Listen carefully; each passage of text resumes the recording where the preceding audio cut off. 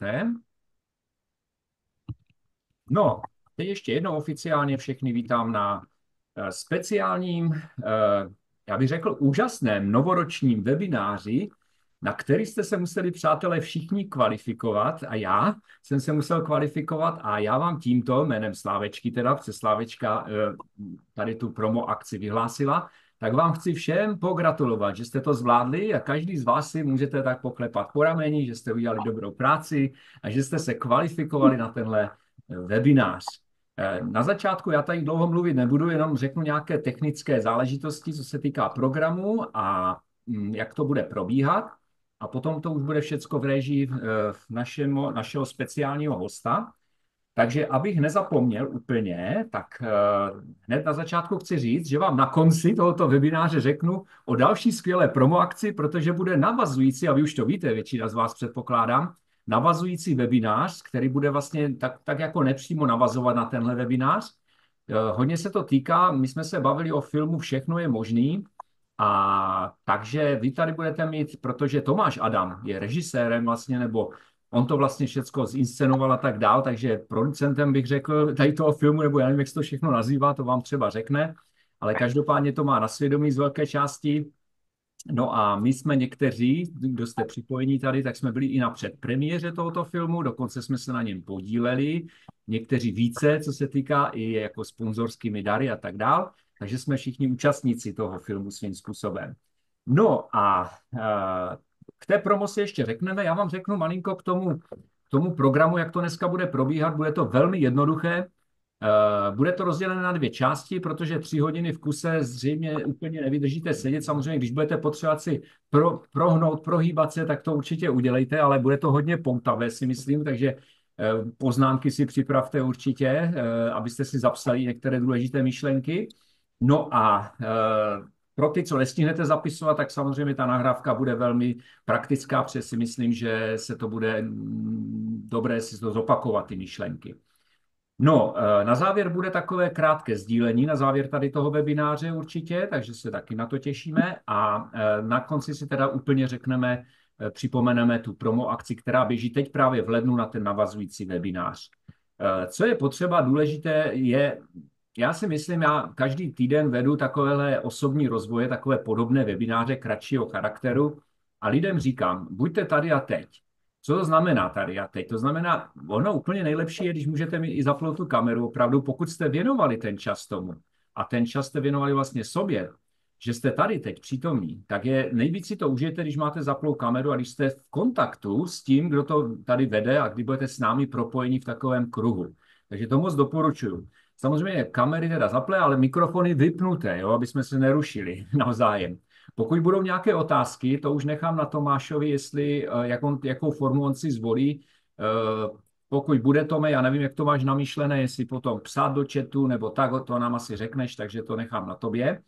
Ale určitě si je můžete připravit, ty otázky, a potom budeme reagovat na ně pochopitelně. No a co se týká technického zázemí, té nahrávky, tak domluvili jsme se, že to provedeme způsobem, že tuhle nahrávku zaznamenáváme do Zoomu a my to konvertujeme na YouTube a dostanete odkaz na YouTube jako do mailu, tak jak jste se hlásili, tak do mailu dostanete odkaz na tu nahrávku a můžete si to potom svobodně poslouchat, ale nikde neposílat. Věřím, že jste si to zasloužili, je to jenom výjimečně pro vlastně tady organizaci paní Slavomíry Čtvěrtkové, která se významně podílela na tvorbě i toho filmu, co se týká jako finančního daru.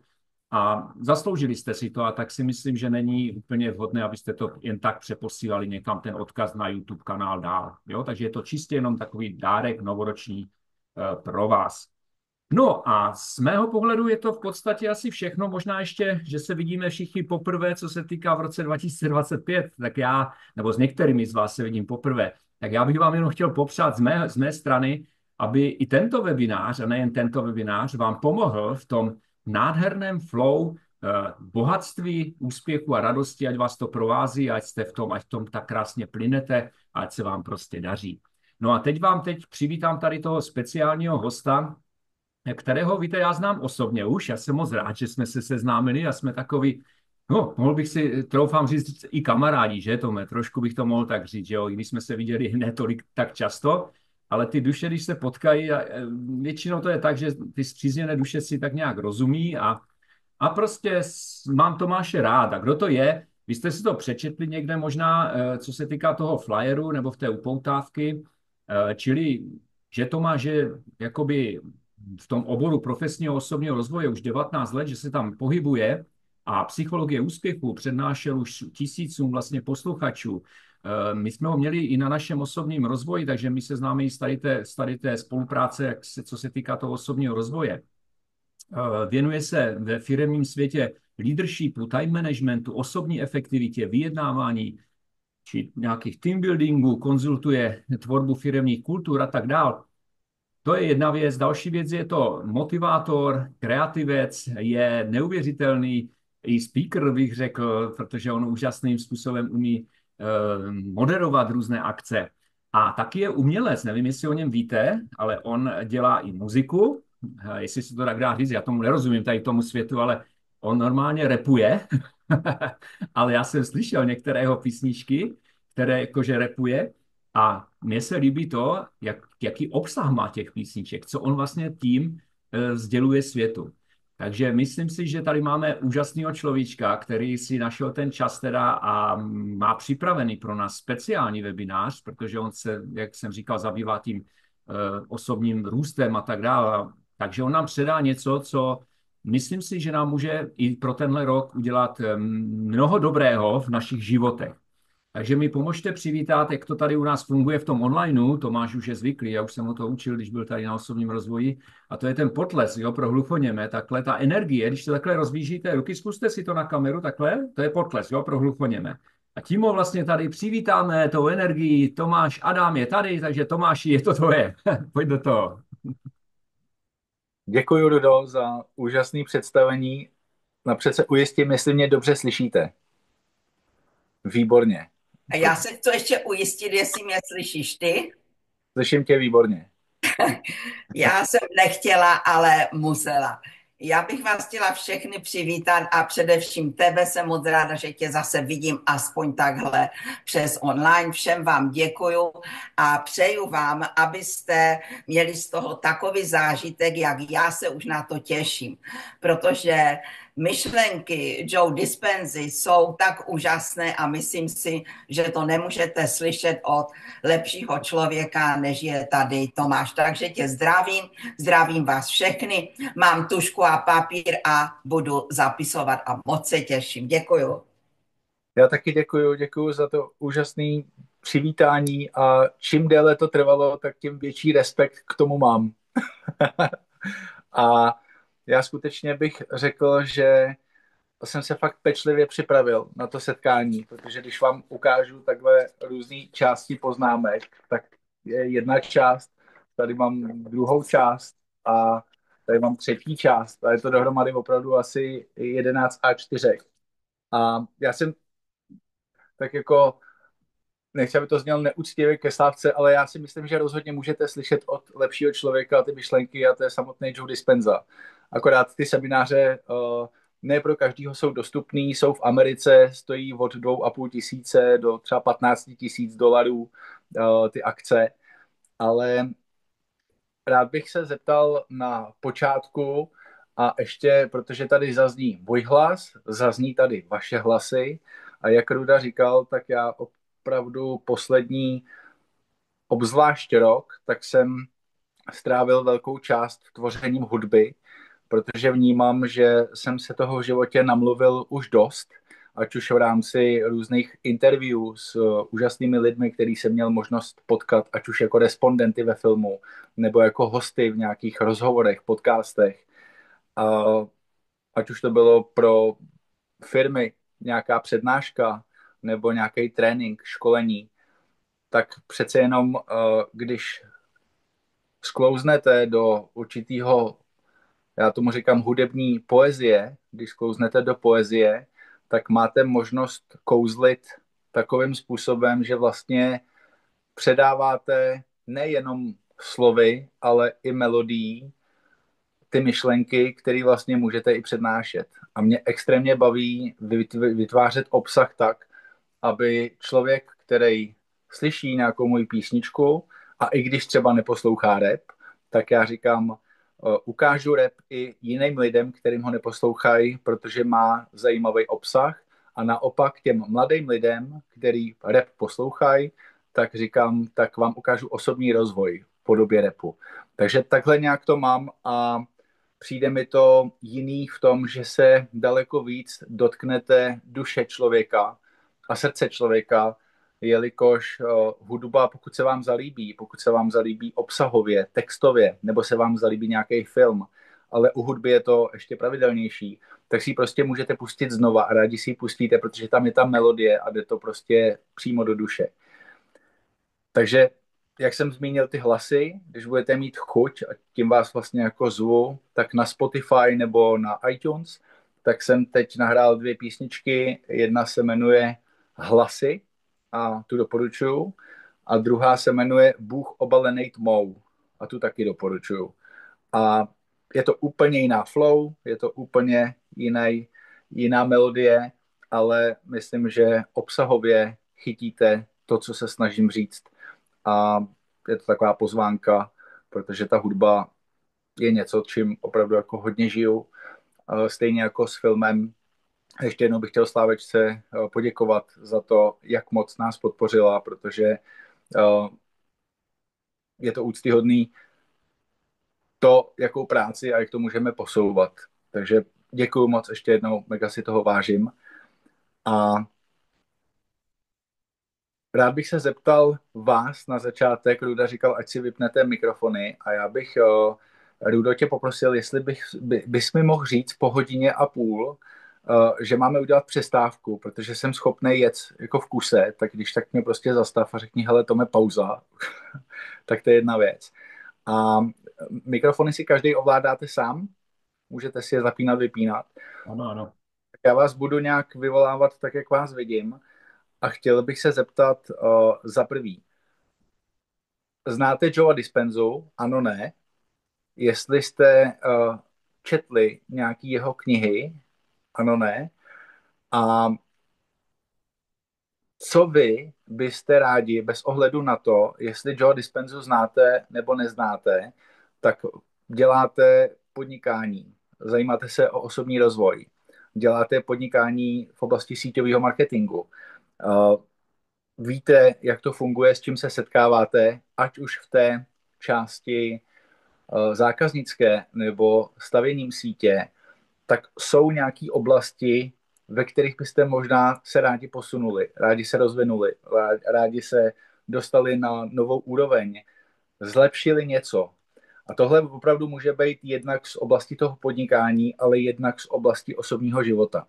A já těch myšlenek mám dneska tolik, že bych byl rád, abyste se i vypodíleli na tom, jaký je to vaše předsevzetí nebo očekávání nebo přání v tom, co byste rádi si dneska odnesli. Tak to mě zajímá na startu, abyste se mnou o to podělili. Takže znám Joea Dispenzu, ano, ne.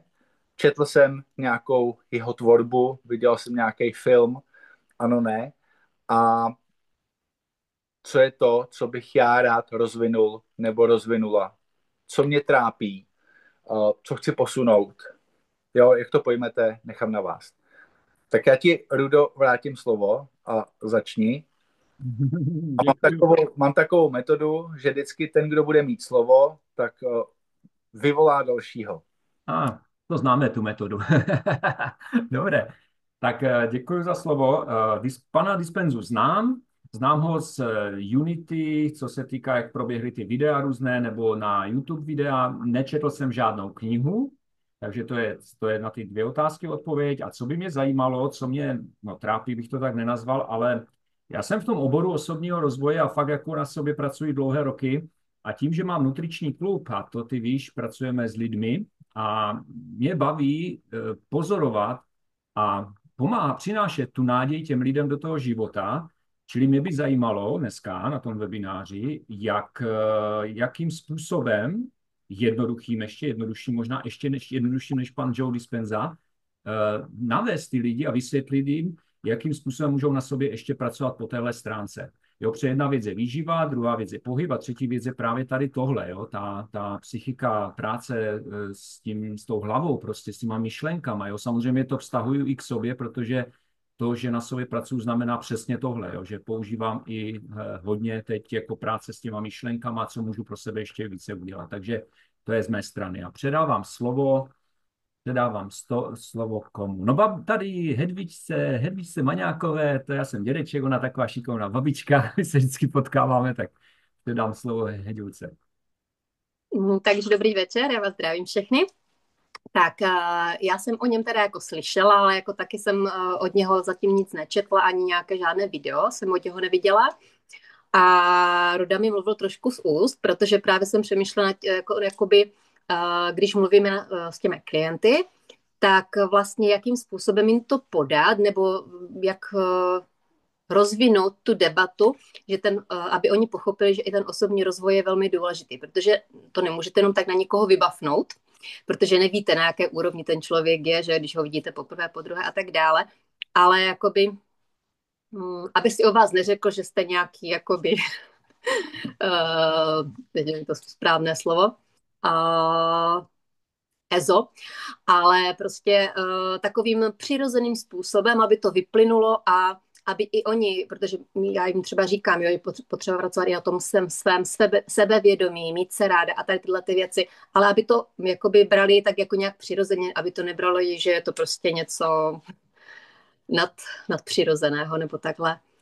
A určitě posunout se i v tom svém, na té své cestě, jakoby v tom osobním rozvoji, určitě nějaké nové myšlenky. Bych taky ráda určitě se dozvěděla, jak na sobě lépe pracovat. Děkuji, Hedviko, než vás vyzvu, abyste předala slovo dál. V jakém módu jdete s lidma poprvé do kontaktu? Jako skrze zákazníka? Jako, ano. Jo. A tam vlastně se zajímáme o to, OK, tak chce se sebou něco dělat jako s tělem, jak mu vlastně, jak ho navést na tu cestu, aby pracoval. Super, děkuji moc. Rudo, I ta hlava je důležitá. Děkuji. Rudo, máš to stejně? Jako napřed teda kontaktujeme toho člověka jako zákazníka, jo? Ano, přesně tak. Super. Díky, protože já normálně na ty lidi bafám, jo? Že když někoho potkám, tak prostě řeknu, baví vás to tady, nebaví vás to tady, pojďte si pokecat a takhle mě jako vybavnu, ale já si k tomu potom dostanu. Děkuji, Hedviko, koho vyvoláte dále? Jsem si pak, koho tady máme. Tak třeba dám slovo Janičce Krátké. Ještě než začne Janička mluvit, můžeme být všichni v tykacím modu, nevadilo by vám to? OK.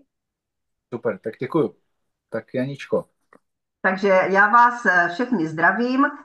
Já Joea Dispenzu znám poměrně dobře, jeho tvorbu, protože jsem sledovala právě ho přes tu platformu Unity a já jsem si před asi, nevím, už je to možná 3 roky, 4 roky zpátky, kupovala i jako kurz, takže jsem s ním prošla a jinak ho sleduji, jako bych řekla, průběžně. To znamená, co se týká té třetí otázky, tak já jako hlavně chci rozvinout sebe a hlavně posunovat sebe.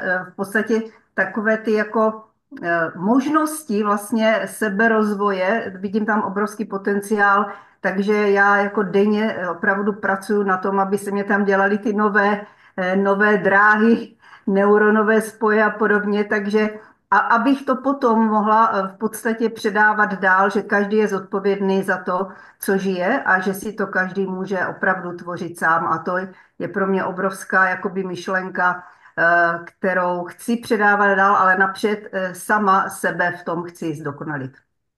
A Jani, máš představu v nějaký konkrétní oblasti nebo věci, činnosti, jak se jako posunout? Když se podíváme na konec té dnešní akce, tak co to znamená posunout sebe dneska? Možná si začít ještě víc věřit, že to funguje a že to není jako nějaká ezoterika, ale že to opravdu jsou funkční věci, takže ještě možná takové větší utvrzení, že to není, že si to tady sama doma jako nějak poslouchám, ale ona i ta síla té komunity pro mě je obrovsky důležitá, že to tady vlastně sdílíme všichni takhle dohromady. Úžasný. Moc děkuju. Komu předáš slovo? A já předám slovo Leonce. Tak krásný den, já vás taky zdravím. Takže já, Joe, slyšíte mě dobře? Já věřím tomu, že mě slyšíte. Já vidím tady na kameře jenom Janičku krátkou. Takže já znám Joe Dispenzu velmi dobře. Já mám doma jeho knížky, třeba Probuďte své božství jsem četla opakovaně, mám koupené všechny jeho kurzy, které byly vlastně přeloženy do českého jazyka. Pravidelně dělám jeho meditace, ale jako chtěla bych denně, ale bohužel třeba se mi to daří jenom 2krát týdně časově. A byla jsem na jeho živém semináři posledním ve Varšavě minulý rok a pro mě to jeho dílo jako je naprosto převratné. Takže za mě to, co vlastně jako vím, že já konkrétně potřebuju, je to, že kdybych opravdu měla tu sebedisciplínu a dělala bych ty jeho meditace denně, tak vím, že by to mělo jako radikální vliv úplně jako na všechno. Jo? Že za mě prostě vím, že pokud ty věci se nedělají denně, tak vlastně nemůže dojít k těm jako radikálním výsledkům. Takže tolik jako za mě. Dneska by to mohlo posloužit k tomu, aby jsme se posunuli, aby jsme to dělali denně? Nebo co je to, co by si se odnesla z dneška? No, z dneška. Já nevím, jestli odnesla z dneška. Já vlastně, když Slávička řekla, že vlastně tady ten webinář vlastně udělá, tak já jsem si řekla, bože, to je jako úžasné, protože vlastně celá ta organizace vlastně potřebuje se o tom dozvědět, že kdyby prostě to praktikovali, prostě ponoření se do té hladiny alfa, do přeprogramování vlastně těch starých programů, akorát za mě spousta lidí to ví na té úrovni, že se snaží pracovat jako denně s myšlenkama, ale v hladině beta, že vlastně nepracují v tom změněném stavu vědomí, vlastně k čemuž vedou ty jeho meditace. A já vlastně jsem se strašně těšila na dnešek, že si zopakuju ty myšlenky, které vlastně znám z toho kurzu, jo, které jsem si vypisovala do sešitu, které, jako ten kurz je neuvěřitelný v té češtině, který vlastně, oni jsou celkem 3 přeložené, jo, ale za mě vím, že jako já potřebuju jakoby tu denodenní disciplínu v tom praktikování té meditace. V tom mám jako křišťálové jasno, aby ty věci se změnily. A tam je jedno, jestli potom ten člověk řeší zdraví nebo řeší ekonomickou stránku v životě, jo, ale že jde o to praktikování. Já třeba v úterý jsem dělala naladění se na nové možnosti podle té meditace, jo, na 50 minut a vždycky se potom cítím, jako když to praktikuju a najdu si ten čas, tak jsem úplně jak znovu zrozená, jo, a člověk může skály lámat, že vím, že ty jeho meditace funguje to jako na 100%, ale prostě musí se to dělat.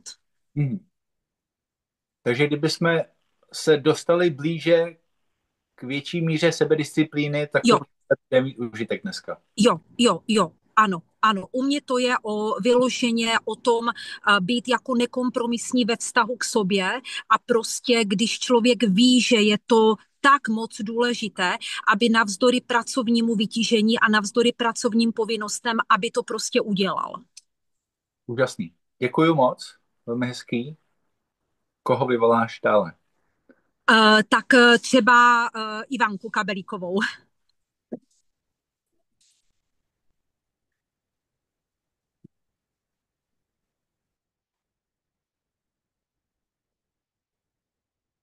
Ivanka nás zřejmě neslyší. Má zaplou kameru, ale není tam teď zrovna. Tak náhradníka, Rudo. A Kristýnka Kociánová se tady směje.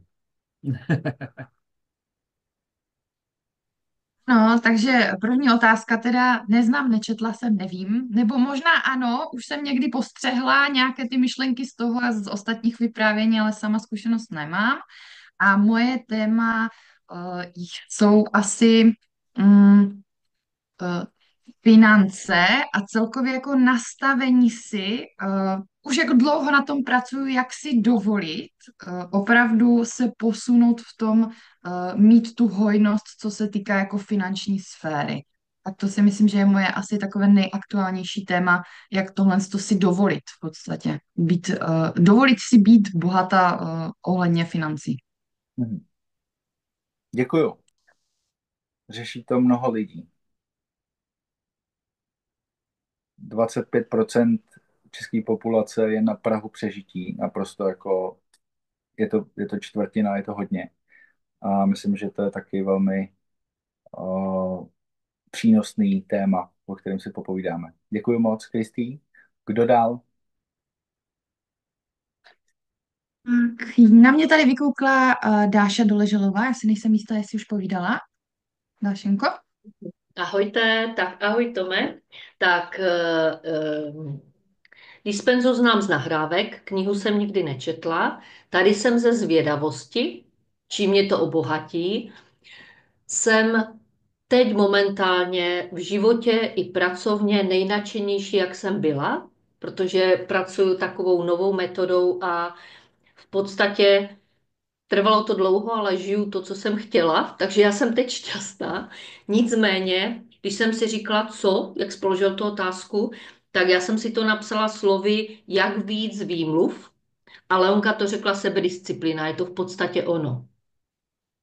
Jo, a nemám to konkretizované úplně jako třeba na meditování nebo na to, ale vlastně to je to, kde je ta hranice toho, že je to výmluva a kde je hranice toho netlačit na sebe a nedělat tu mužskou energii, že prostě dělám přes svoji unavenost, nebo jestli jsem srozumitelná, jo, takže, ale je to v podstatě o tom udělat víc výmluv, nevymlouvat se. Tak, a koho vezmu? Tomáška Palinka. Děkuji, Dagmar. Tome.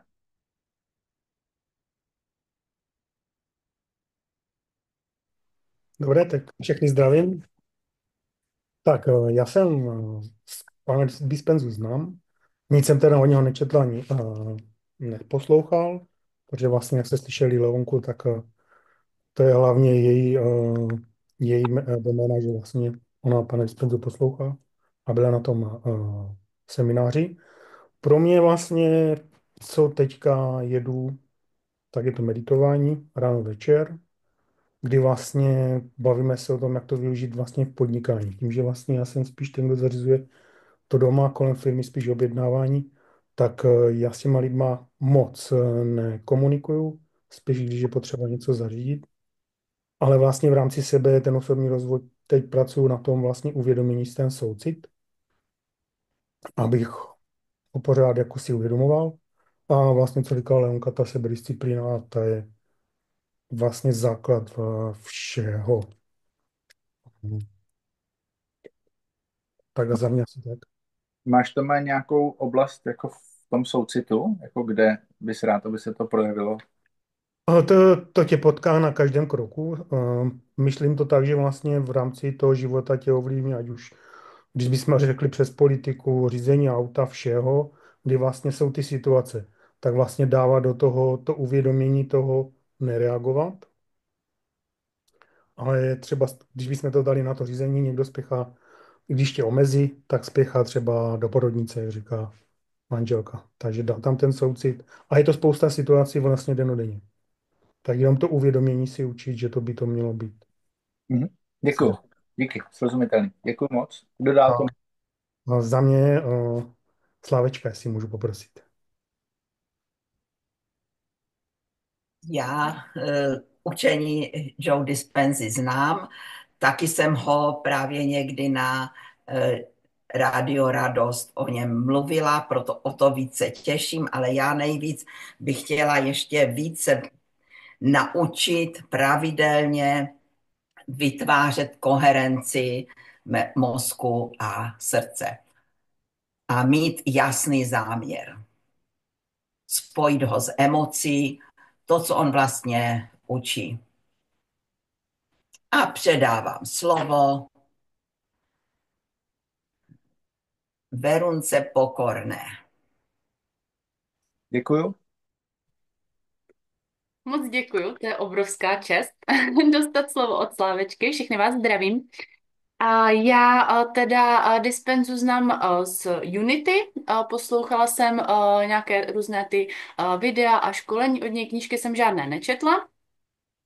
A věci, v kterých se teďka momentálně potřebuju třeba posunout nebo zapracovat na nich, je určitě to, že vnímám, že nevyužívám svůj potenciál, že vím, že prostě mám navíc, ale nedávám to prostě vůbec do praxe. Takže bych na tomhle tom chtěla jako zapracovat, abych probudila v sobě to, co jako ve mně je.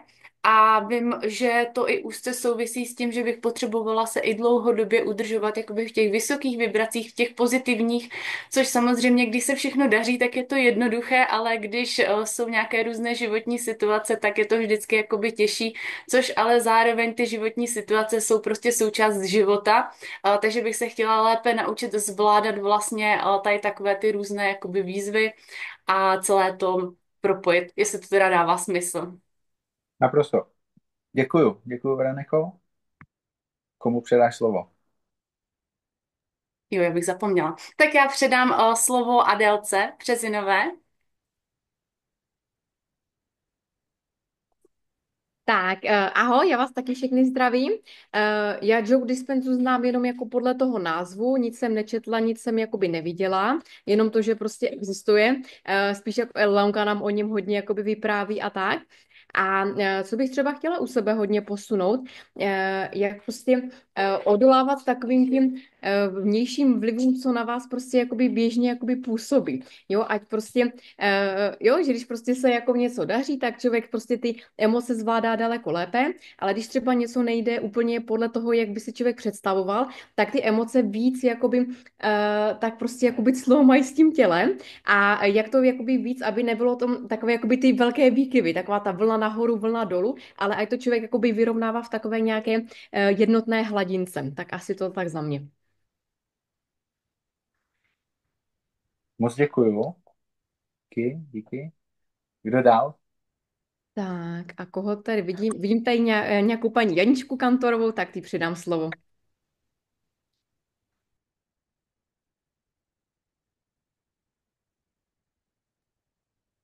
Janičko, musíš si zapnout mikrofon, nevím, jestli to víš.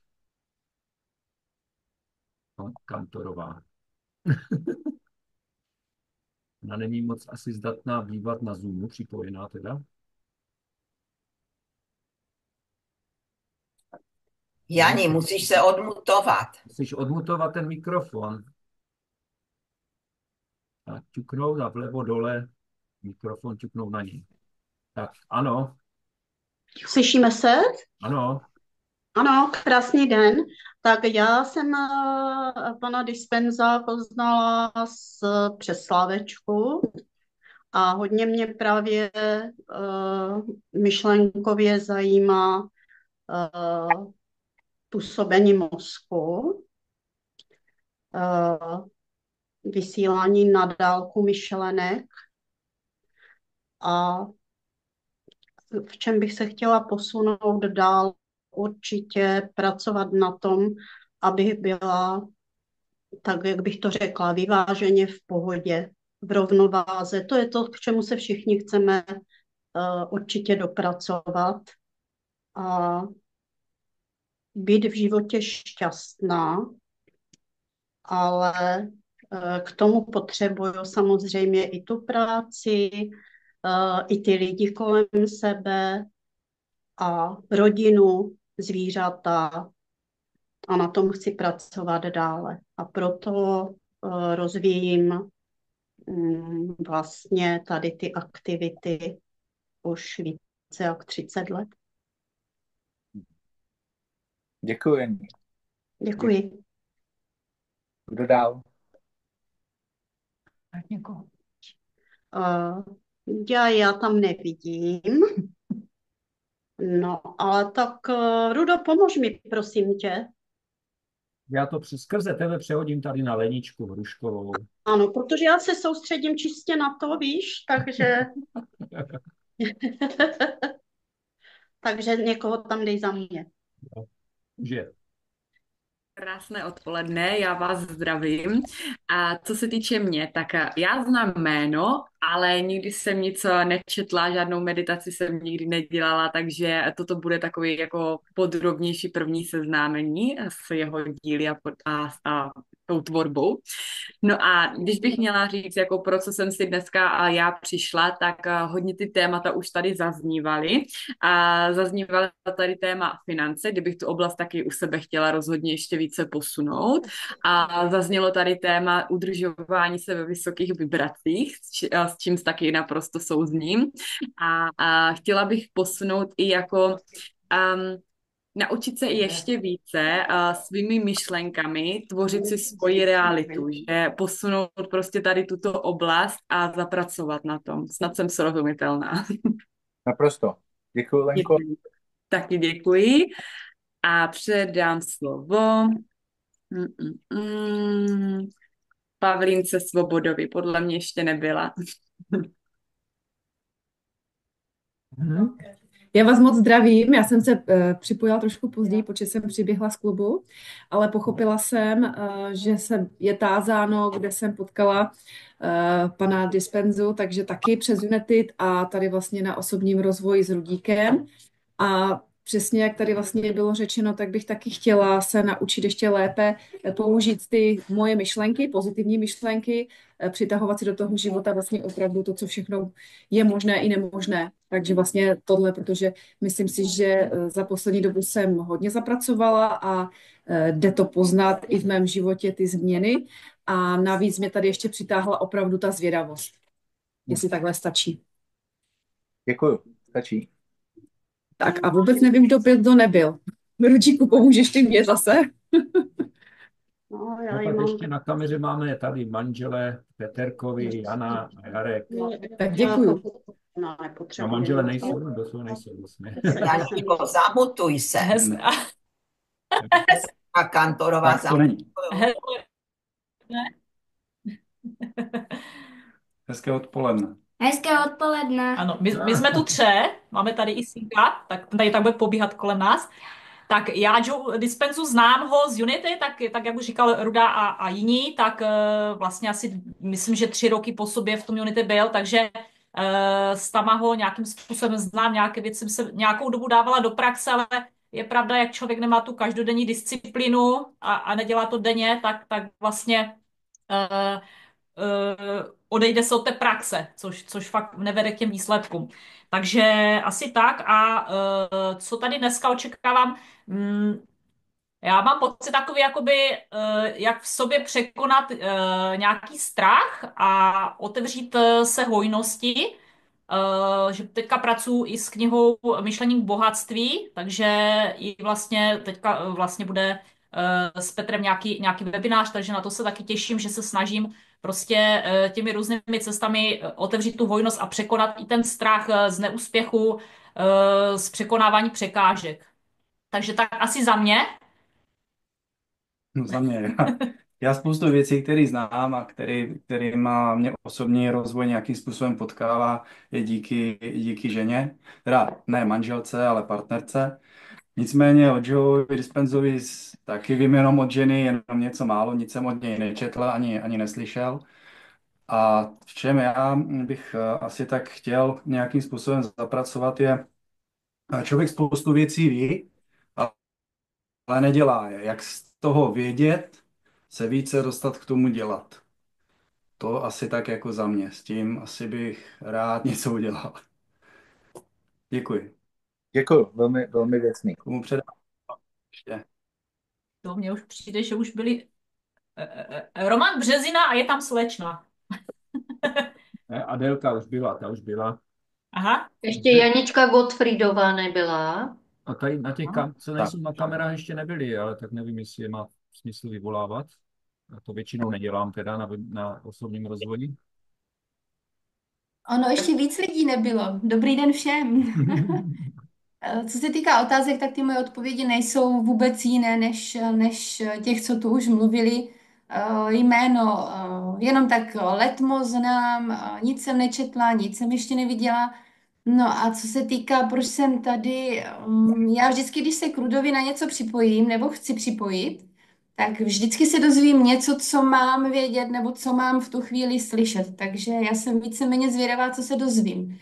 No a co se týká mojí osoby, tak já v poslední době asi hledám takový nějaký, jak se tomu říká, takový ten přístup k lidem, protože pracuji v obchodě a tak asi bych chtěla rozvíjet takovou tu svoji empatii a takové to, že lidi jsou různí, jako umím je hodně načíst, umím se k nim hodně přizpůsobit, hodně jít na tu jejich úroveň, dokážu se s nima bavit úplně o všem, ale pořád mě překvapují a pořád prostě je něco nového, je něco, na čem se zadrhnu a tak mě to prostě zajímá tohle téma. Nevím, jestli jsem tu správně, ale já věřím tomu, že určitě se na to téma taky dostaneme. A Děkuju. mám ještě předávat? Pojďme zkusit jako dobrovolně, kdo ještě nebyl, tak vezměte si. Nevím, jestli Ivanka Tesnerová byla nebo nebyla. Nebyla, dobrý večer. Já Dispenzu znám samozřejmě taky z Unity, jako většina tady, a nečetla jsem taky nic. A jinak, tak jako dost lidí tady bych se ráda trošičku posunula i v tom podnikání, ale zejména teď momentálně řeším spíš zdravotní otázky. Děkuju. Jo. Děkuju, Ivanko. A kdo tu nebyl ještě nějaká? Ještě můžu já, jestli teda milátce to dejte. Jo. Tak ano. Tak děkuji za slovo. Tak ahoj. Já bych hlavně chtěla paní Slávečce poděkovat, že nám tento dárek jako uskutečnila a na to máš i na tebe. Určitě Dispenzu, já o něm vím. Nikdy jsem v klidu neměla čas, že bych si poslechla jeho myšlenky, ale každopádně, jak všichni říkali, tak u mě se jedná hlavně o tu disciplínu, jo? Vydržet v tom módu, který si člověk nastaví na nový rok a když si dá nějaké předsevzetí, tak jít si po ním, i když přijdou první překážky a prostě mít dostatek síly na to, aby dosáhnout toho svého cíle. No, takže asi tak za mě. A děkuji. Děkuju.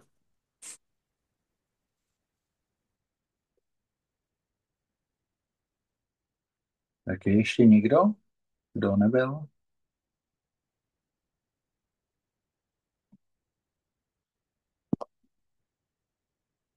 Jindřiška Blžová byla?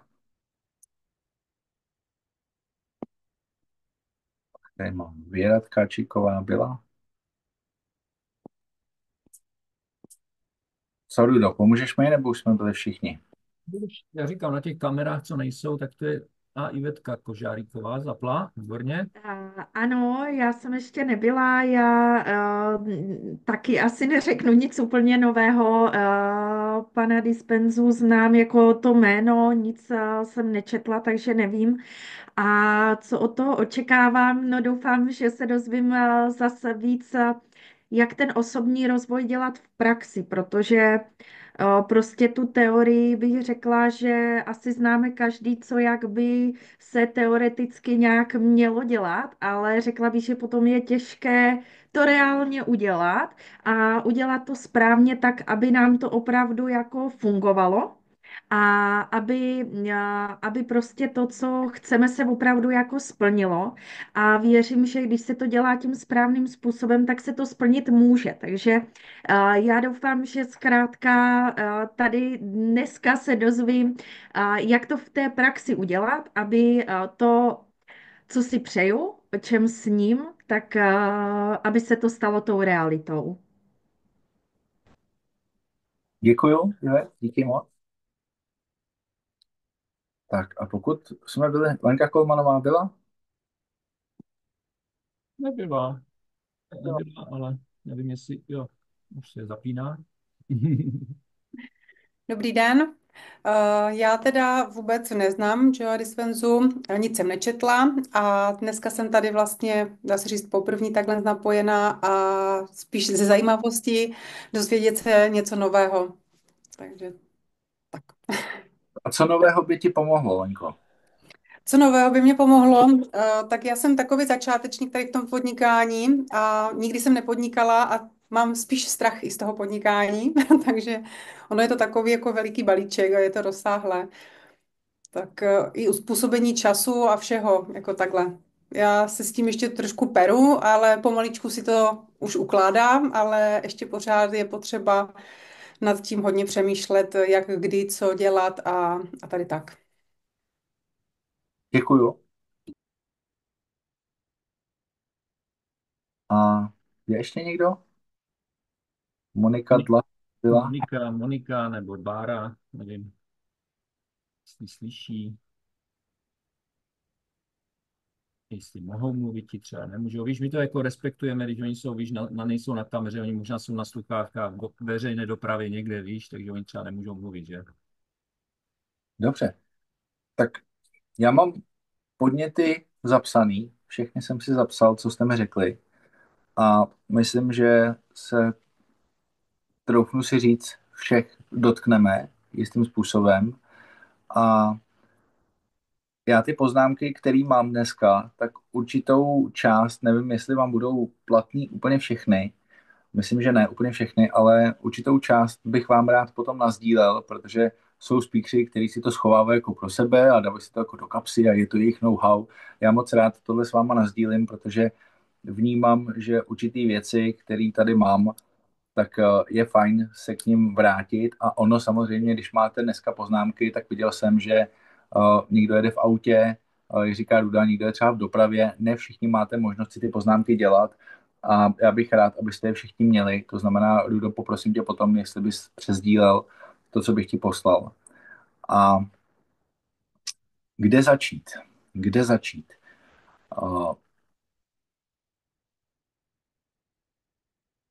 Tím, že někteří Joe Dispenzu znáte a dokonce vlastně tady zaznělo, byla jsem na jeho semináři naživo, což je úžasný, tak znáte i tu energii, kterou on umí vyvolat. A pak tady jsou ti, kteří ho vlastně jako vůbec neznají, anebo jenom slyšeli jméno, ale neznáte jeho tvorbu. Tak já se pokusím uspokojit obě ty strany dneska, protože tam, kde ta znalost je, tak většinou zaznívalo dobře, jak to mám udělat jako víc jako v praxi.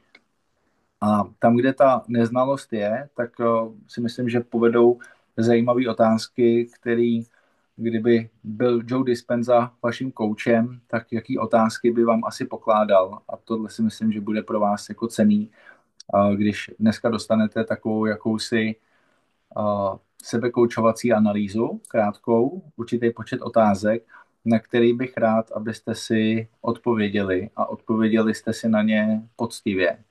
Protože čím víc upřímný k sobě budeme, tak tím více se vlastně jako jsme schopni přibližovat k tomu cíli. A k tomu cíli nás často vede, si myslím, jistá autenticita.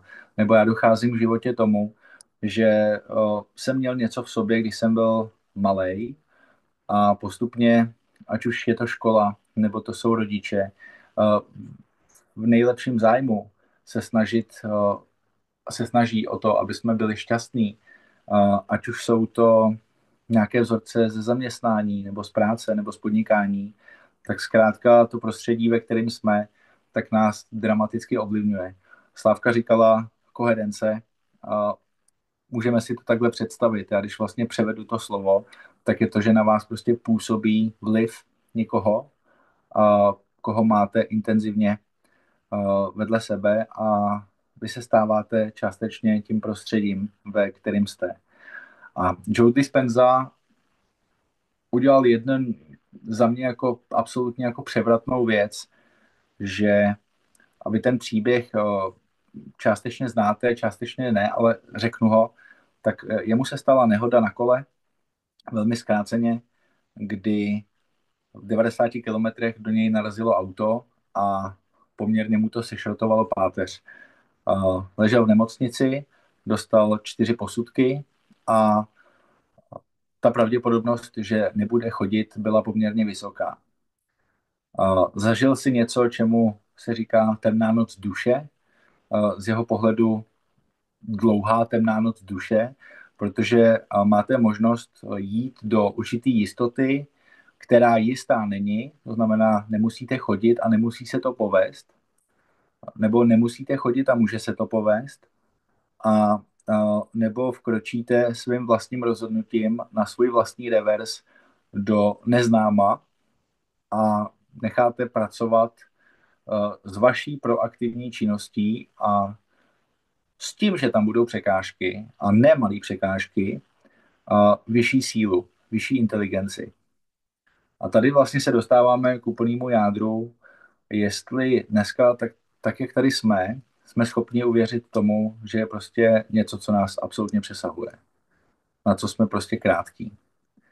A já si myslím, že každý už se s tím potkal. A já to dneska nebudu pojmenovávat, ale Joe Dispenza se rozhodl, že půjde do toho neznáma a že bude důvěřovat a pracovat a žádat sílu, která dává život, a jsou rozličné způsoby, jak se tělo, buňky můžou uzdravovat, a nemusí to být jenom na bázi tradiční medicíny, ale velký vliv, byť je důležitá, a velký vliv tam může mít právě práce s myslí a s touhle sílou, můžeme říct, s duchem. No a on vlastně xkrát zkoušel to si přeskládat tu páteř obratel po obratli a vizualizací vlastně si skládal tu páteř dohromady. A vždycky se dostal velmi často do pocitu, kdy začal myslet na něco, co nechce. A tady byla jedna z těch záležitostí, jak to teda udělat, aby to šlo. On jenom ležel, takže neměl jinou možnost. To je možná ta věc, kdy jsme ve výhodě, ale částečně v nevýhodě, že my ty možnosti máme. My můžeme se pohybovat, můžeme dělat všechno, a je tady něco, čemu se říká provozně organizační život, a ten přece má jako přednost, že jo, před tím vysněným lifestylem. A nebo bychom si mohli říct, neštve nás už to trochu, některé věci? A pokud tam nalezne odpověď jako jo, některé věci mě štvou a některé věci bych opravdu ráda změnila, tak je otázka 2, jestli vás štvou dostatečně.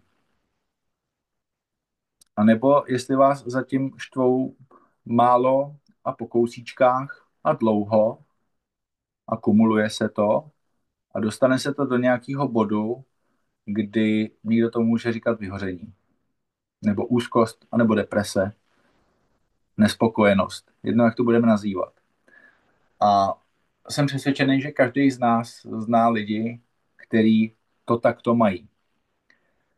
Takže když si položíme tu otázku, jak moc dneska jsou určitý oblasti, které nás trápí, a jede to jako po kousíčkách, pomalu se to rozlejzá, až to doleze na nějakou úroveň, kdy to ve mně bouchne a mám úzkosti, jsem dlouhodobě nespokojený, tak jestli náhodou tohle spozoruju u sebe a odpovím si na to pravdivě, tak jestli tohle by nemohl být motiv si skutečně udělat možná sparring partnera, protože často uděláme něco pro druhý, ale ne pro sebe, tak jestli by nebylo dobrý možná si říct o šéfování v nějaké oblasti někomu jinému, kdo mi může říct, jenom ti připomínám, tady mi svítí budík, že máš dneska meditovat.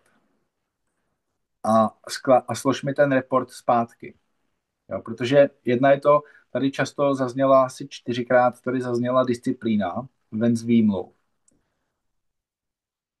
Tak pokud já to nezvládnu sám a mám zkušenost se zaměstnáním, tak kdybych neměl šéfa a kdybych neměl nějaký plat a kdybych neměl a mohl bych pokračovat, tak bych tam možná nešel ani do té práce. Tam jako často lidi nechodí, že by se tam úplně jako těšili a říkali si UPA, tak to bude dneska dream life v tom jobu. Tak to úplně jako není. ale je to povinnost. A já zkrátka, je to prostě naprosto přirozený a automatický, i když to možná bych si vybral úplně něco jiného, tak vám dávám takovou point k zamyšlení, jestli je ve vašem okolí někdo, komu byste mohli říct, hele, dej mi nade mě trochu ten bičík. A v dobrým. Jo, protože pokud to nezvládnu já a není tam natolik vlastně silný zapálení, natolik velká touha, až jako posedlost tím snem, který já mám, tu vizí, kterou mám, pokud ji mám dobře zpracovanou, mám určený záměr, vím svoje proč, tak to potom jde. Když vemu mýho kamaráda Varhana Orchestroviče Bauera, který je skladatel hudební, tak ten jasně ví svoje proč. On prostě ve 4 letech zahrál nějakou symfonii na klavír a od té doby ví, že prostě dělá hudbu. Mně to trvalo velmi dlouho. Vlastně v 35 jsem si uvědomil, že bych asi mohl skládat hudbu, že bych mohl pracovat s hlasem. Ta odvaha nebo to brouzdání tím životem, ty programy, to, jak jsem byl vlastně oblepený určitýma vrstvama, tak jsem si musel hodně odloupat, abych se dostal k tomu, co je ta moje podstata, a je to právě práce s hlasem. Jestli to je mluvený slovo, jestli to je hudba, jestli je to skrze mluvený slovo někoho jiného v podobě filmu, tak mám nějaký dar předávat myšlenky, zamyšlení, víru, povzbuzení směrem k lidem, protože často, a to tady padlo taky, jak vést ty lidi, aby se sebou pracovali. Ty lidi vám potřebují věřit, že vy jste schopni se jich nějakým způsobem ujmout a směřovat je. A většinou tato víra v to, že to tak je, tak se probudí, když se někomu třeba podíváte hluboce do očí, chytnete ho takhle za ruku a řeknete, ty to zvládneš. Já vím, že ty to zvládneš. Já ti věřím. A tohle je daleko možná silnější bod, než když jdu a někoho začnu poučovat o tom, že jsem slyšel tohle, že jsem byl tady, že bych měl dělat to a to. Dát člověku najevo, že tu sílu v sobě má. A těch větiček může být spousta. Jestli budete mít zájem potom, tak vám taky nějaký ještě nasdílím. Ale máš na to. Zvládneš to. Zvládneme to spolu. Ale ty máš v sobě všechny ty dary. Podívej se na sebe, jak jsi úžasná bytost. Ty lidi to často neslyší. Když vy budete v tom bodu, že se stanete zprostředkovatelem, nositelem tohoto způsobu sdělení, tak možná budete jedni jako z mála lidí za nějakou dobu, který se prostě víc dotknete srdce toho člověka, se kterým mluvíte. A může to být člověk v týmu, může to být paní, kterou vidíte poprvé jako klientku. Ty lidi budou reagovat na vaši energii. Daleko víc, než na to, co jim říkáte, ale na to, jaká aura z vás jde. Dává to smysl, co říkám? Jo.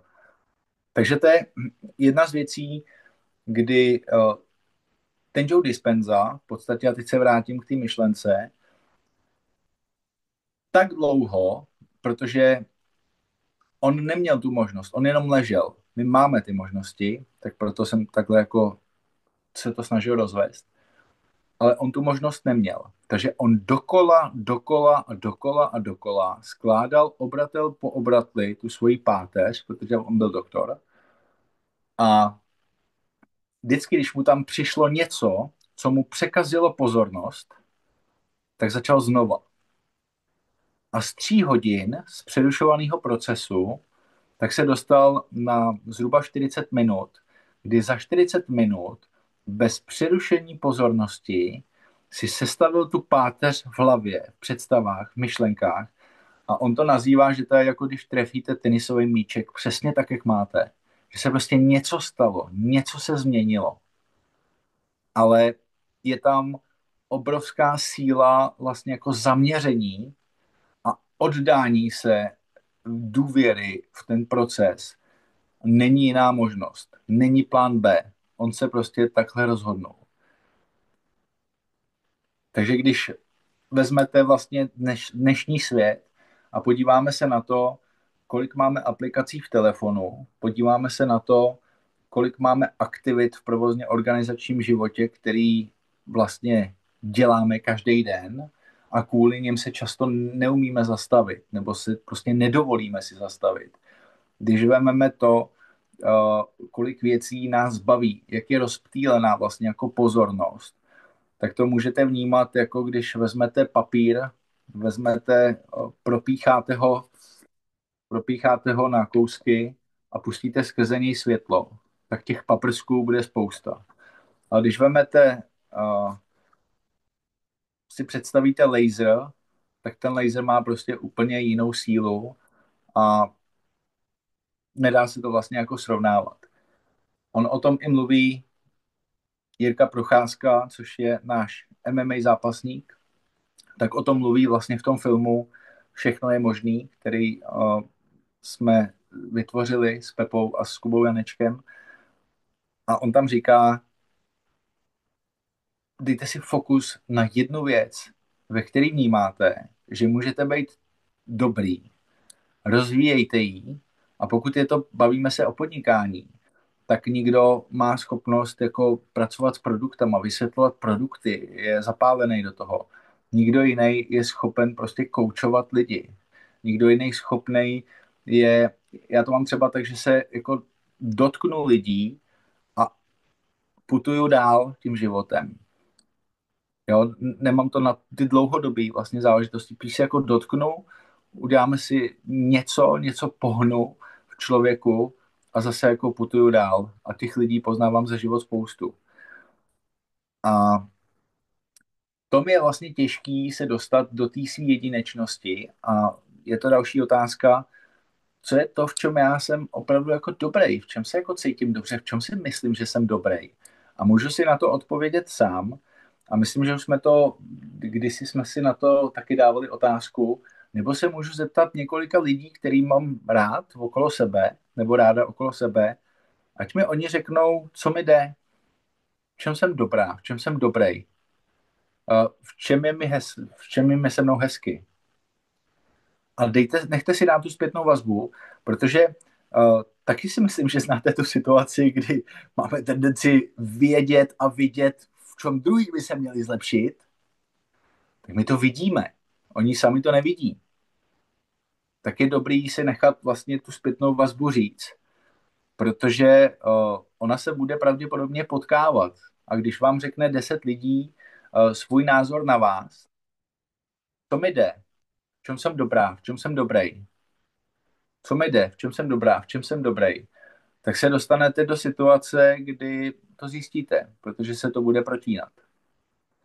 Takže tohle je jedna z věcí, když zaměříte prostě laserovou pozornost na to, když to zjistíte, tak rozvíjet tu danou věc. No a Joe Dispenza vlastně tak rozvíjel tu věc v oblasti sestavení té páteře.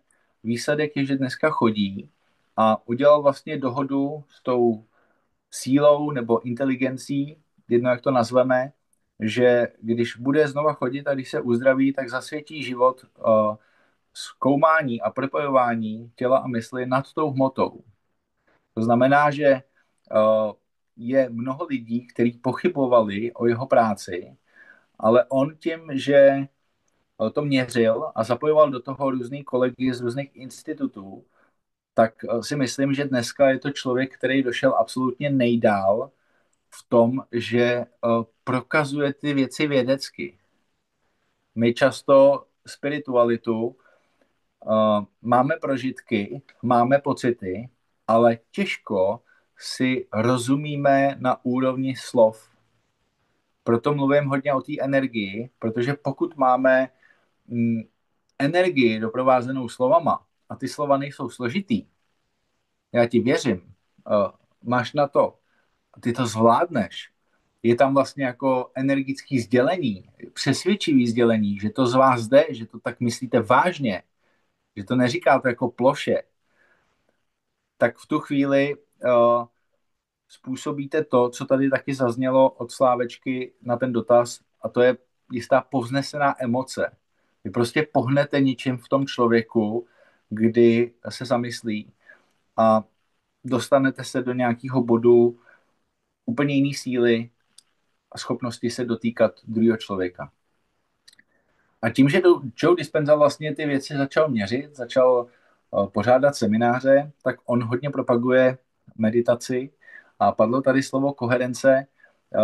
Může to znamenat to, že si představte, že si sednete doprostřed, máte nějaký záměr, tady padla třeba hojnost, nebo soucit, nebo disciplína. A sedí okolo vás 5 lidí, 10 lidí, 20 lidí a v plný lásce, odevzdání, tak se za vás modlí, meditují s váma a vysílají vám vlastně ty myšlenky. No a tohle samo o sobě má velkou sílu. Tady padla otázka, jak to udělat vzdálený myšlenky, jak přenášet mozek, jak funguje, jak vysílá myšlenky na dálku. Stalo se vám 100%, že jste na někoho mysleli a on vám zavolal. Jsem o tom přesvědčený. Určitě se vám stalo, že možná znáte někoho, kdo nikomu něco nepřál prostě a něco se stalo. To jsou věci všechno, které fungují, které tady jsou. No a ten Joe Dispenza to ví a vlastně dokázal to, vědecky to podložil a tak začal dělat meditace, kdy opravdu si sednete do kruhu a pracuje se hromadně. A v momentě, kdy máte nějaký živý setkání, tak ono není nic lepšího, než si to vyzkoušet. A než si to vyzkoušet ještě jednou a ještě jednou a ještě jednou. Protože to nezabere fyzický, to není nestojí to nějakou námahu, ale je to o tom, že to udělám. A v momentě, jestli máte nějaké setkání a potkáte se xkrát za rok, tak zkuste si vyhradit čas, ať vám to přijde jakkoliv ujetý. Což tady taky padlo, jak mám někoho navést, aby to nebylo jako EZO. Možná je tady opravdu něco, co nás převyšuje. A pokud v to věřím, tak věřte, že Joe Dispenza je jeden z nejlepších lidí na světě, který tomu je velmi blízko a ví, jak to funguje. A právě to, co je úžasný, přestaňme více mluvit a začněme víc vysílat energii.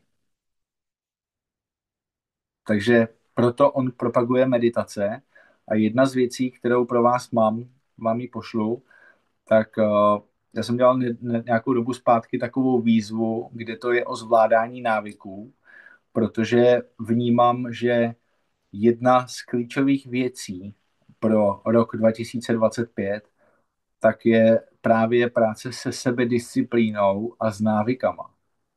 A v momentě, kdy se dostaneme do bodu, kdy máme vlastní disciplínku a jsme schopní vytvářet návyky, které nám jsou prospěšné, tak ani nebudeme tolik přemýšlet nad tím vlastně, co nám nejde, nebo co je to, co nás brzdí, což tady vlastně taky padlo.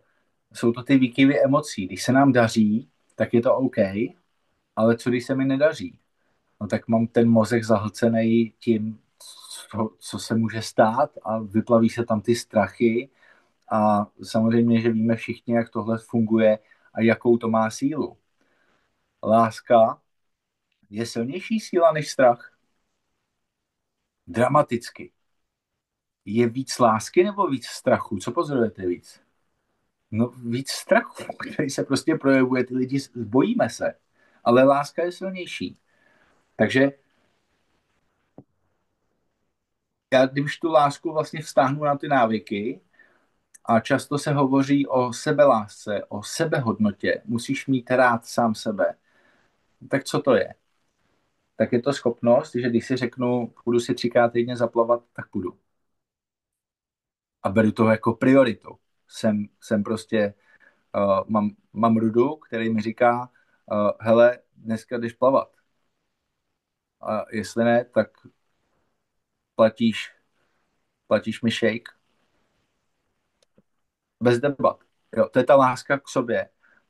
A v momentě, kdy se zeptáte Pavla Morice, nebo já nevím, Mariana Jelínka, nebo nikoho jiného, nebo Carlose Vémoli, různých prostě lidí, kteří jsou sportovci, tak potom zjistíte, že když to uděláte dostatečně doskrát, a o tom Joe Dispenza mluví, tak se dostanete prostě do automatického módu, kdy už nemusíte vyvíjet úsilí pro to, abyste to udělali, protože ten návyk tam je.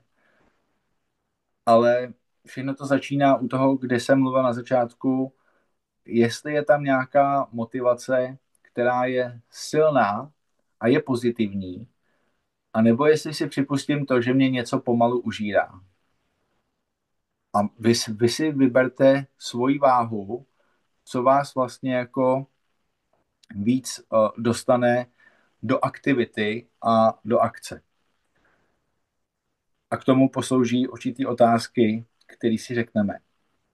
A já bych to rozdělil na takových několik témat, protože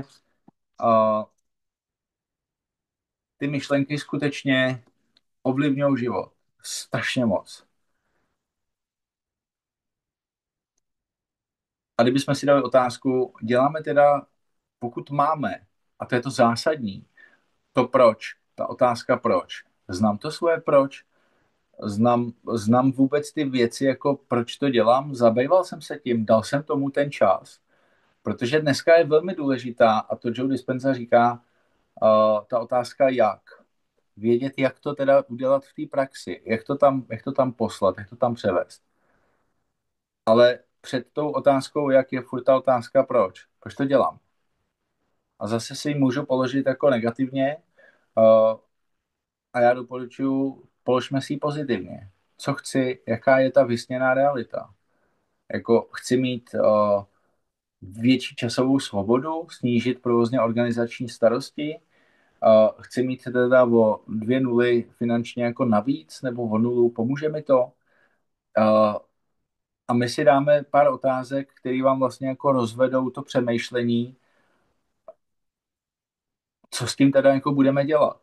Protože my chceme dům, ale taky je možná dobrý vědět, že větší dům znamená víc starostí a větší zodpovědnost a víc uklízení. Možná mi to potvrdíte. Nový Mercedes možná znamená větší finance na servis. Je to sice hezký, ale jak mi může vlastně jako sloužit to, co chci, jak to použiju, jak se budu u toho cítit. Představoval jsem si to někdy, zavřel jsem si někdy oči a řekl super, já bych chtěl časovou svobodu. To pro mě znamená, že nemusím stávat prostě na bodíka a nemusím chodit do zaměstnání, protože jí chci věnovat ten čas svým dětem. A ten Joe Dispenza by vám pravděpodobně řekl, tak si zavřete oči a zkuste si představit na chvilku, že to tak je. A jak se u toho cítíte? Jak to vypadá? Co děláte? A vlastně my jsme tady dřív dělali takovou aktivitu, kdy jsme si vizualizovali, dneska ji dělat nebudeme, protože těch informací mám opravdu hodně. Ale pojďme si zkusit udělat cvičení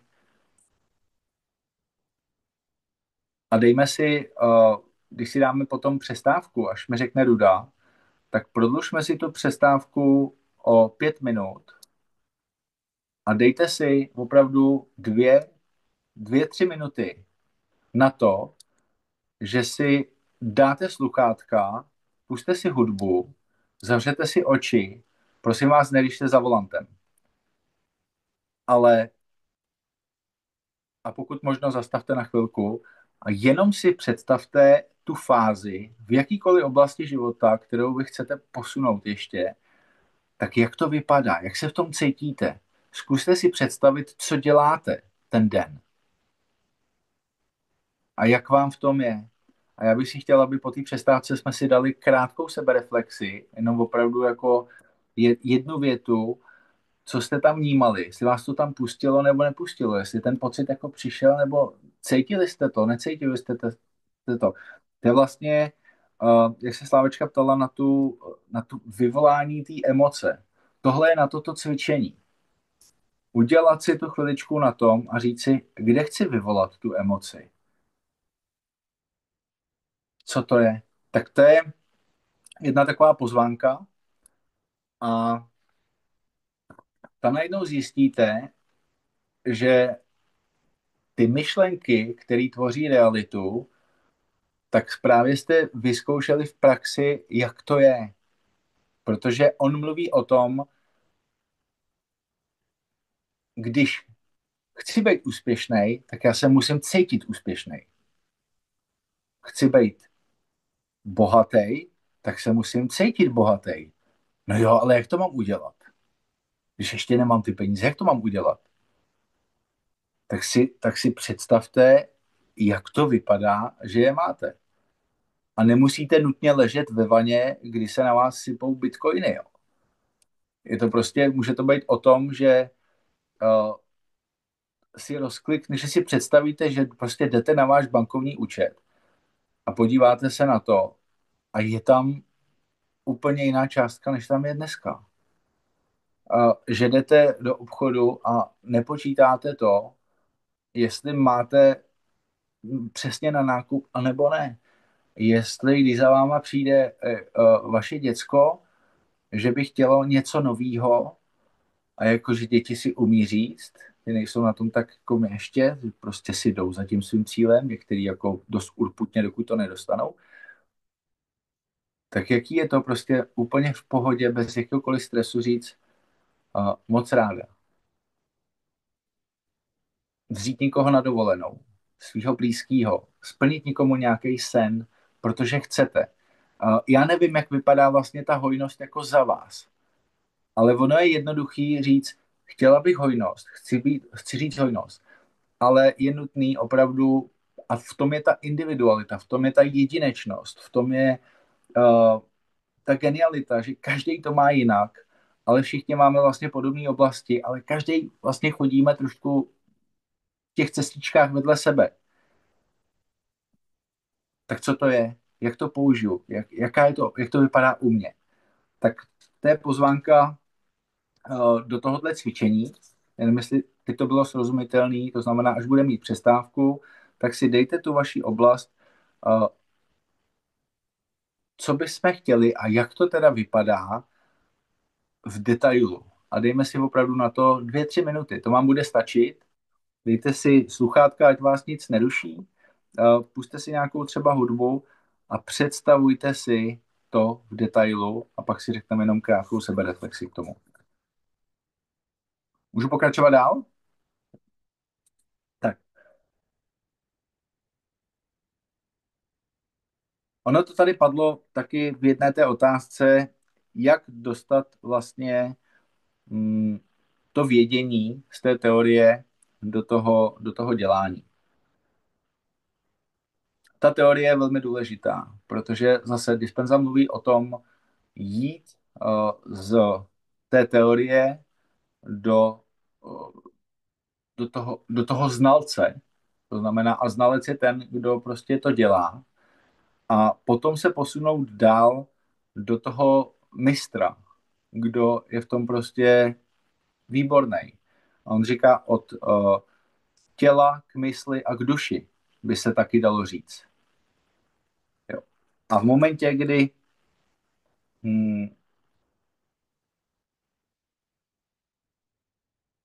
překonám ten limit,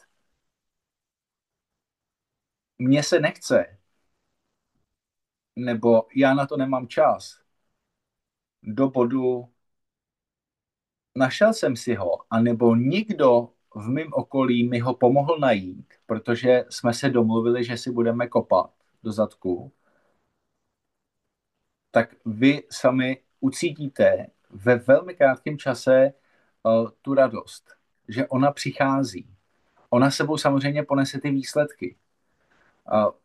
Já to uvedu na příkladu, že když jsem začínal, a myslím, že jsem části lidem vyprávěl ten příběh, že když jsem začínal prodávat internet v 18 letech a chodil jsem od dveří ke dveřím a klepal jsem na 50 lidí denně a snažil se 50 lidem, kteří mě nikdy neviděli, prodat službu, kterou nechtějí a neobjednal si ji, tak jako musíte být sakra kreativní a musíte být odolní, abyste tohle dělali.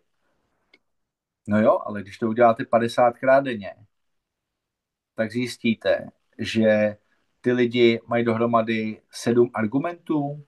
Já nic nechci, my nic nepotřebujeme, nemáme čas, je to drahý, nevyužiju to. Jo? Prostě najdete pár argumentů, který se vám opakujou. A co s tím teda udělám? Najdu na těch 7 argumentů 7 odpovědí. A najednou zjistíte, protože ty lidi nečekají doma a neříkají, tak dneska přijde někdo, kdo na mě zaklepe a já mám 10 důvodů, jak ho odmítnout, protože jsem na to připravený, jsem na to ready. Tak na to nemyslí. To samé, když vy kontaktujete nějakého zákazníka, tak si taky neřekne, volá, včera jsem se na toho Rudu připravil a mám tady 5 způsobů, jak odmítnout Rudu. Ne, nikdo tohle nedělá. Ale vy, pokud je váš záměr uspět v té oblasti toho podnikání, tak vy máte zmáklý to, jak lidi přemýšlí a co vám lidi říkají. Je to o tom dostatečně často to trénovat. Pokud je to o disciplíně, je to o zdraví, je to o pohybu, je to o sebevědomí, je to o sebedisciplíně, tak ta sebedisciplína je úžasná udělat malou věc, protože my často vidíme kopec jako blázen a když řekneme chci peníze a chci jich víc, může to být vzdálený. Ale co kdybych vám řekl, dokážete si vydělat o 500 korun víc za měsíc? Tak vám garantuju, že to dokážete. A když dokážete 500, tak máte to know-how, protože vy budete mít to malé vítězství a malou radost a pomaličku jdete dál. Když dokážete udělat jeden klik nebo jeden dřep, tak vám garantuju, že nezůstanete u jednoho, ale jděte udělat jeden. Nejděte cvičit na 15 minut. Jděte cvičit na minutu, na půl minuty. A já vám garantuju, že v tom zůstanete díl. Nejděte meditovat na 10 minut denně. Jděte meditovat na 30 vteřin. Pusťte si hudbu na 30 vteřin a uvidíte sami, a budu moc rád, když se naučíme pracovat vlastně jako v malých kostičkách, začneme stavět tu velký Lego, tak budu mega rád, kdybyste mi potom třeba, a Rudo, klidně dej můj kontakt a lidi mi můžou napsat, jestli vám to jde po malých kouskách.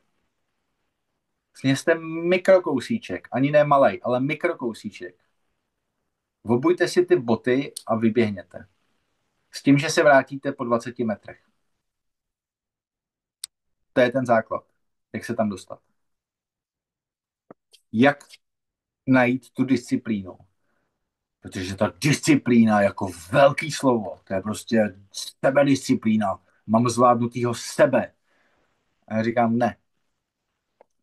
Kousko-disciplína. Tak. Jsme v pohodě s časem, Ludo? Takže to je jedna... Pokud cítíš, že by to teď šlo, je to přibližně 1,5 hodiny, tak můžeme teď udělat tu pauzu, jestli chceš, a pak pokračovat. Možná by to bylo vhodné, no. Úžasný. Tak jestli jste pro, uděláme si tu pauzu, zkusíme se protáhnout, občerstvit, vyčurat a jdeme si cvičení a vidíme se tady teda za... Mě napadlo 7 minut přestávka, 3 minuty to cvičení, takže 10 minut, jo? Takže řekněme ve 37. se tu objevíme. Já vám tu pustím hudbu. Kratučka jako reflexe, napsat si jako ten pocit. Jo. Jo? Takže pojďme zkusit a přesně, jestli to bude, pojďme si dát klidně jako 2 minutky. Takže dejme si, ano, 35 třeba. Tak do 35. jo? Pustím vám tak mimochodem Tomášovu tvorbu, co jsem našel na YouTube, jeho hudbu, pro zajímavost. Tak zatím. Jo, já stopnu nahrávání, potom to zapnu.